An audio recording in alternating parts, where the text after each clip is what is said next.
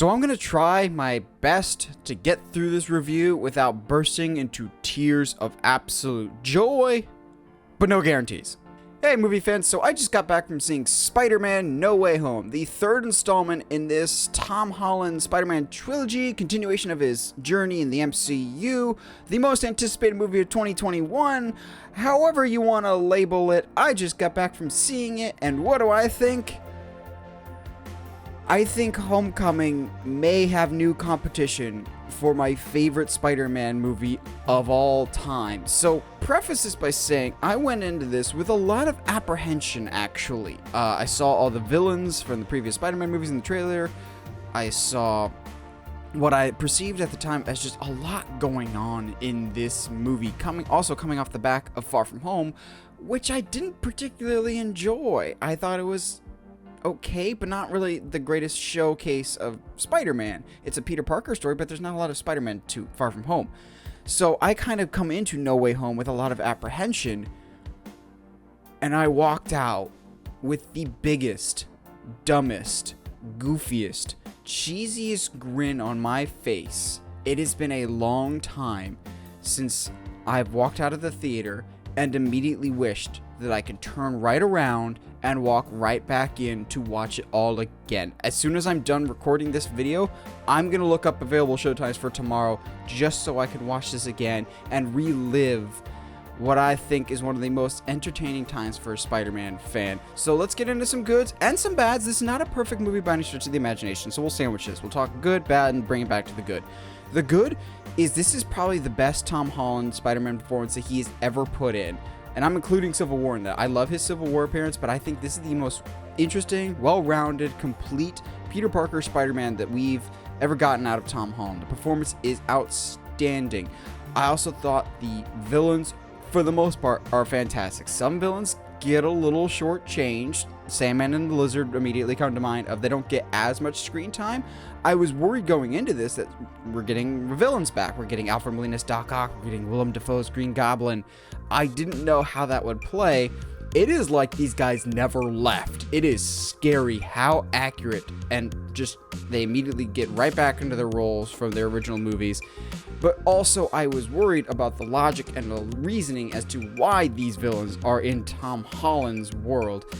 It actually makes a lot of sense how they explain it in the movie, and I kind of get mad at myself for going, oh yeah, why didn't I see that? That's really brilliant storytelling here by John Watt. And I think John Watts gets a bad rap from some diehard comic book fans because they don't always like what Tom Holland Spider-Man brings to the table of like the Iron Man Jr. syndrome. And I definitely have been in that camp before, but now having seen No Way Home, I absolutely love and respect what John Watts has done with Spider-Man in these three movies.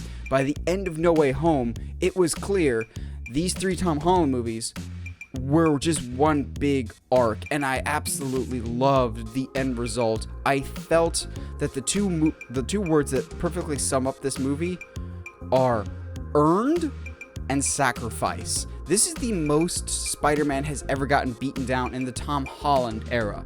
He really does take responsibility for the actions that basically he caused with basically wishing this spell makes everyone forget about who he is. He takes responsibility for that. He takes ownership into that. He's not a kid anymore. He takes on the role of basically a young adult. He's making mature choices, and I love the direction that this film takes, that I can see that we are not the same Peter Parker that we see at Homecoming. I feel and I can see the growth and the evolution of this kid to a young man, to the point of when we get to the end of this movie, I was genuinely shaking in the theater, and I actually did have tears of joy with how we leave this movie going, oh my god, this is what I've wanted. I'm not going to tell you specifics, but just I understand now the big picture that they put in place for Spider-Man. Kevin Feige has said for a long time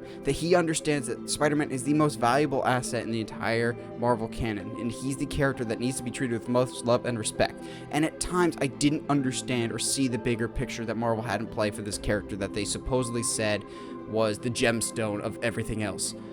Having seen No Way Home, I understand and I completely love and respect what they have done. Now, this movie's not perfect. I like Ned and MJ, like I do in the rest of the movies. That being said, I won't delve into spoilers here, but there's some stuff that they have Ned do that I don't always get on board with. And there's a lot of humor in this. It's an MCU movie. However, I will say that there's more humor in the front half, and the back half is absolutely taken more seriously because there is some stuff that happens about midway through that shifts the dynamics of the movie. And it works, I think.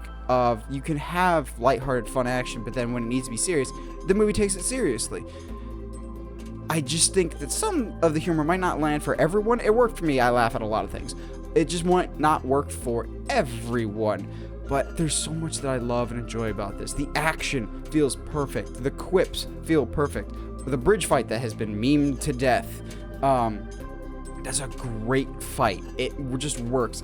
I like seeing Spider-Man take on Doc Ock. The Doc Ock just feels like the one that we've seen before and we know and love. The Green Goblin feels like the one that we know and love. It just feels so complete and gratifying. It was such a rewarding experience in the theater. People were cheering and getting excited all together. They could feel the energy in the room. It felt a lot like Spider-Man Endgame, so to speak. Like, his stories will clearly go on, but this is the end of a specific story arc that John Watts has had, and I love where it ends up being. Like, I feel rewarded as a fan.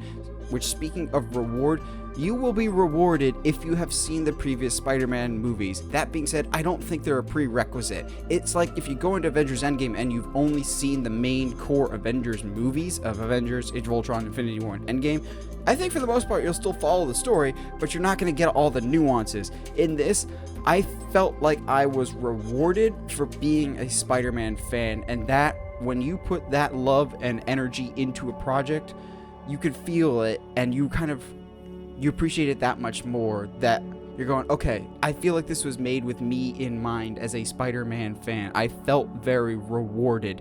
Now, without saying too much, clearly the makers of this movie like the internet, because there's quite a few good references that are here. There's a lot of fun surprises in this. Even if you think you know what happens in this movie, it's different knowing versus seeing. Unfortunately, a lot of this movie has been spoiled. I won't spoil anything here because I want you to go in as blind as possible. But even if you think you know the stuff that's going to happen in this movie, seeing it is different than hearing about it. Seeing it, there's some things that I thought I wouldn't get excited about that I got so excited for in this movie. I thought this movie would be a very big, bloated mess. This is still a Tom Holland Spider-Man story about fixing a wrong that he himself created and making sure that I take responsibility for my own actions. I love this movie so much.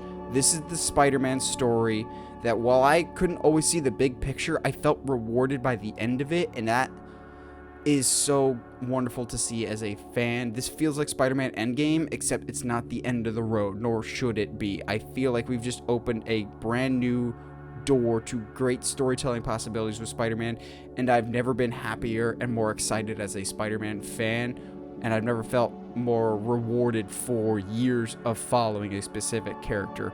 I love this movie so much. I think it has, just on the first viewing, already taken its place as my favorite movie of the year.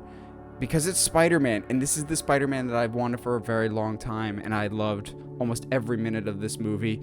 Well, what did you guys think? Have you seen Spider-Man No Way Home? If you have, please don't spoil it in the comments for anybody else that hasn't seen it yet. We want to keep this as spoiler-free as possible because I want people to enjoy this. I know there's a lot of spoilers out there, but if you can, go in as blind as possible. Go with it as packed of a theater as possible if you feel safe in that environment, because this is meant to be seen in a theater and experienced with other Spider-Man fans, and it is just a wonderful, incredible experience that I will remember for a very long time, and I loved every minute of it. And as always, stay sharp, movie guys and gals.